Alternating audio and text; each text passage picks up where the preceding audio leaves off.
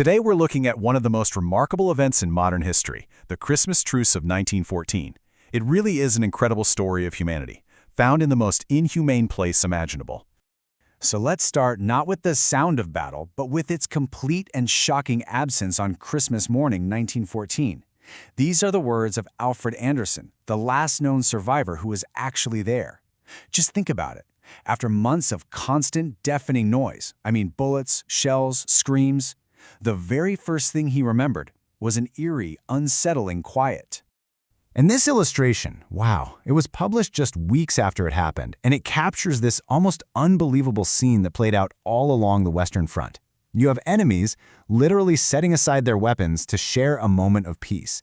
And not just anywhere, but right in the heart of the battlefield, in that terrifying strip of land they called no man's land. To really understand why this moment was so extraordinary, we need to rewind just a few months. You see, the Great War was supposed to be over by Christmas, but instead, it had devolved into this bloody, motionless deadlock. That initial plan for a war of rapid movement, that completely failed. After the German advance was stopped near Paris, both sides literally just dug into the earth. What started as a temporary measure in September, by December, it had become this horrifying new reality, a huge, static network of trenches stretching for hundreds of miles. The whole landscape was just mud, barbed wire, and death. But here's the thing. Even in this grim new reality, the truce didn't just come out of nowhere. It wasn't a complete anomaly. You see, in the months leading up to Christmas, these little pockets of unofficial peace were already starting to break out along the front. It was called the live and let live system. And really, it was an informal, kind of unspoken code that gave soldiers just a little bit of control over their own survival. They'd agree not to shoot during mealtimes or while men were out working. It was just a practical understanding between enemies who were, only a few dozen yards apart. They couldn't help but see each other's humanity. So this created a massive disconnect between the men on the front lines and the commanders sitting way behind them.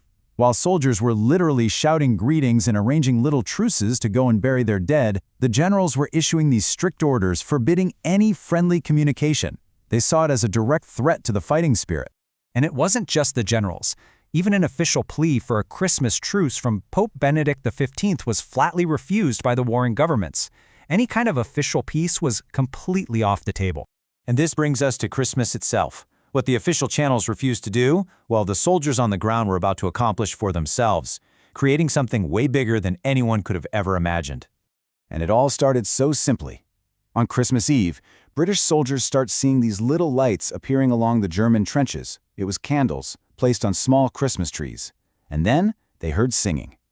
The Germans started with Stille Nacht, Silent Night, and the British answered with their own carols. Soon, shouted greetings turned into this brave invitation, and men cautiously started climbing out of their trenches to meet their enemies as fellow human beings. And listen, this wasn't just a myth or some heartwarming story told years later. This is a real photograph from that day. These are real British and German soldiers standing together in the frozen mud of no man's land, sharing a genuine moment of peace. It's just incredible to look at. And they exchanged more than just handshakes. A British soldier and famous cartoonist, Bruce Bairnsfather, he recalled, "I wouldn't have missed that unique and weird Christmas day for anything." He actually described snipping buttons off a German officer's uniform for a souvenir and then giving the officer two of his in return. A young private named Henry Williamson, in a letter home, he just captured the pure astonishment of the day.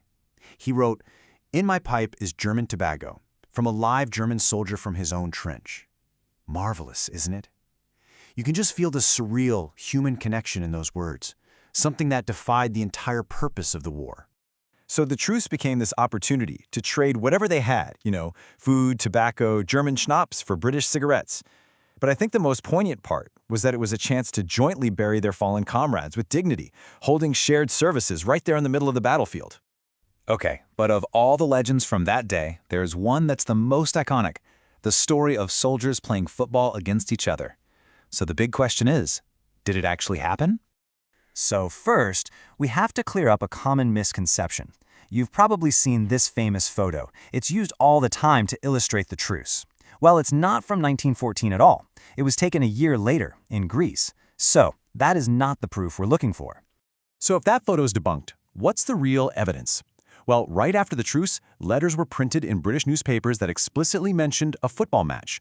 Now, many were likely just impromptu kickabouts, with a tin can for a ball. But we also have a German lieutenant, Kurt Zamisch, who confirmed in his diary that the English brought a real soccer ball out.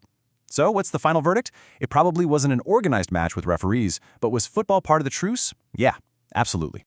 But this extraordinary peace just couldn't last forever. As Christmas Day ended, the reality of war came crashing back with a grim inevitability. And the sheer scale of this event was just staggering. It's estimated that roughly 100,000 British and German troops took part. This wasn't just an isolated incident in one or two places, no. This was a spontaneous wave of peace that spread all along the front line. Despite some small, sporadic attempts in later years, a truce on the scale of 1914 just never happened again. The High Command issued strict orders against it, and as the war dragged on and the casualties mounted, the bitterness just grew too deep. 1914 was a truly unique moment in time.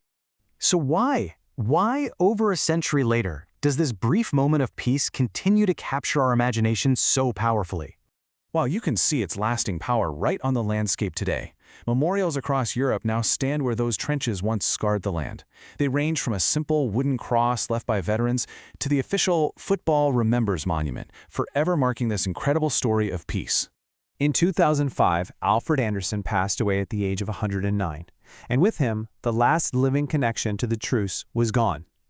Now the story is passed down not by memory, but through history. And so, the story leaves us with a final, profound question. Was the truce just a brief holiday pause in the killing? Or was it something more? A powerful, spontaneous act of defiance by ordinary men against the very machine of war itself?